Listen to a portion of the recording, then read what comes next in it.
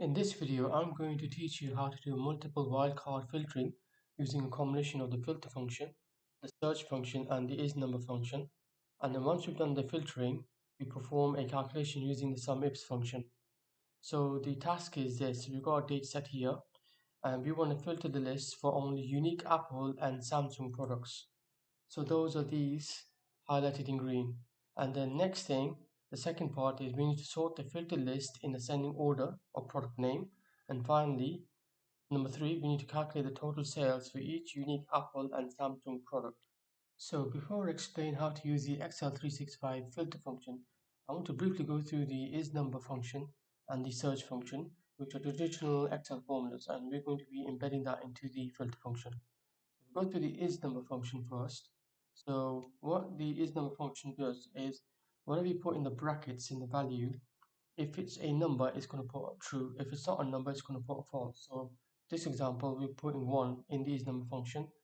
That's going to return true. Next example, we're going to choose ABC, the characters ABC. Is that a number, true or false? That's as expected, false. And then the third example is a error value, a common error value, hash not applicable. Is that a number, true or false? That's not a number, so it's a false value for the ISNUMBER function. The search function is a pattern matching function, and it searches for a pattern within a string. So you got the pattern as a substring, and it searches for the pattern in a main string, and if it finds that pattern string, it returns the position of the starting character of that pattern string. Or if it doesn't find that substring, then it returns a error value.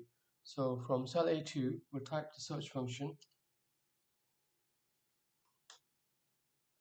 and it's got 3 arguments. Find text, so we're going to be looking for the word apple, because we're looking for Apple products, and we're going to be looking for it within the text in this table. In this case, the table is called my products, and specifically it's the name column. The third argument is the start number. The default position is 1, so if you omit it, then it starts from 1, or you can choose a starting position within the main string, but in this case we want it to start from the beginning, so we can omit that and then use the default value 1.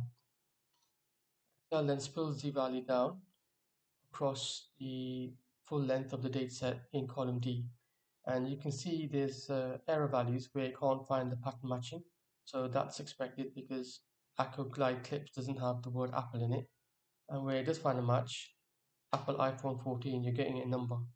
So that's working correctly. And what we can do is we can wrap this around the search function value within an ISNUMBER, as we discussed earlier. And then we can wrap the value of the search function in the ISNUMBER function. And what do we get? So those, as we saw earlier when I explained the ISNUMBER function, error values are converted into false, and a number is converted into true. So you got falses and trues. And what we can do is we can extend that and also include the search for Samsung products. I've already got this prepared, so it's exactly the same as the Apple products formula for searching this number, but this time we're replacing Apple with search. See what happens. So we're using the plus character, so we're looking for the Apple products as well as the Samsung products and accept the formula. So now we're getting zeros and ones. The reason we're getting that now is if you look at the value, if you got a true and a false, you're going to get a value of 1 because true is 1, false is 0, 1 plus 0 is 1. The next one is false plus false. If there's a false and a false, then that means 0 and 0 is equal to 0. So here in this case, when you look at the formula, we're looking for Apple and Samsung. It's failed in both both of those formulas, so you're getting a 0 plus 0, that's a 0. And here you're getting a 1 because for this formula, which is built down, you're getting Samsung 1 for the second part of the formula and 0 for the Apple part of the formula. We're getting closer to the final formula, so now we're going to introduce the filter function. So at the start of the formula that we've already created, after the equal sign, we type filter, which is an Excel 365 function, filter. and the array is going to be the table my products, and specifically it's going to be the name column representing the product name, and the part relating to include, that's going to be the conditions of the filter. So what we're going to do is we're going to wrap the ISNUMBER function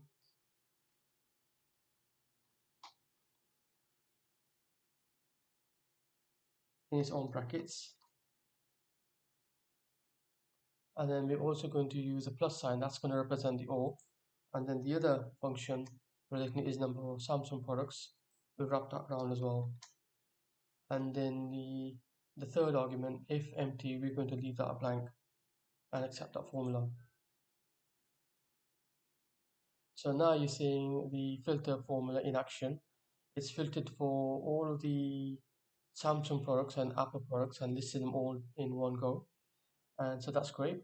And what we want to do now is we can see some duplicates here. So we want to remove the duplicates. So we can take advantage of the unique function and wrap the outcome of this entire formula within a unique function. Now that's got three arguments. The array is going to be the output of the filter function and the ISNUMBER function. The second argument by column, so the default is by rows, so we can emit that, and that's a default value, and exactly once, or do you want it every distinct item? We want every distinct item. So these two arguments are optional. So if you leave them out, then you're going to get the results, the unique value results with rows and all distinct items. So we wrap that around, take advantage of the default value by not typing it in. And what do we get? So great, we've got all the values for Samsung and Apple products, and they're all distinct values. And finally, what we can do is we can wrap this again within a sort function. So the array is going to be the output of this big formula there. That's going to be fed into the array, and the sort index, and that's the what position, what column you want to sort the values by. Now, the default position is 1 because there's only one column, and sort order is going to be ascending. That's also a default value as well, and we're going to be doing by rows, so we can omit that as well. So all these arguments in square brackets, these are default and optional arguments that we don't need to put in unless we need to change it in the order they were sorted. So we can take advantage of the default values for the sort arguments and accept the formula. So great, now we've got a list of all of your Apple and Samsung products, and it's all unique and it's sorted in ascending order. For the last part 3 data analysis task, we need to calculate the total sales for each unique Apple and Samsung product. So we've got a list of all the unique products in column A. So in column B, we use the traditional SUMIFS formula, which is available in all versions in Excel. And the sum range is going to be relating to the My Product table. And specifically, it's going to be the sales column. And then the criteria range is going to be relating to the My Products table again. And the criteria range column is going to be name for the product name. We want that equal to A2.